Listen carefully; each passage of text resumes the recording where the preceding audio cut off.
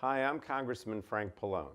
The month of June is LGBT Pride Month, a time to honor and remember those in the LGBT community who have worked tirelessly to ensure a safer and more equal future for LGBT Americans.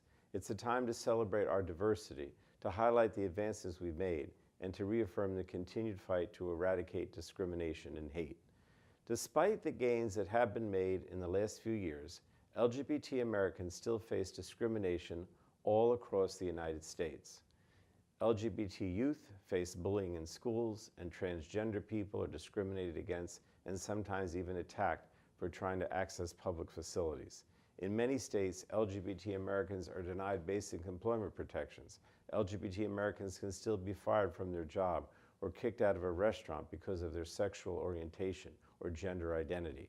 As a member of the Congressional Equality Caucus, I'm working with my fellow colleagues to fight back against discriminatory laws and policies and pass legislation to enhance LGBT protections.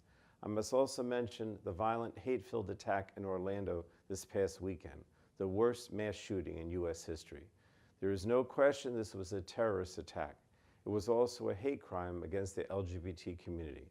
As we learn more about the shooter's history and motivations, we must also acknowledge that the LGBT community is no stranger to premeditated violence.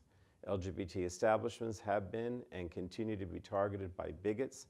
An attack on the LGBT community is an attack on us all. Some have attempted to use this attack as an opportunity to further ostracize and turn already marginalized individuals in our society against each other. But treating a cowardly attacker as if he represents everyone who looks like him or practices the same religion isn't just wrong, it's un-American. We are better than that. But one thing is clear, this tragedy reminds us again in the most horrific way of the consequences of gun violence that has plagued America's cities and communities. I mourn with the victims' families, friends, and the entire LGBT community. But that is not enough. Something must be done to prevent guns from getting into the hands of would-be killers and to ban assault weapons like the one used in Orlando. I remain committed to that fight.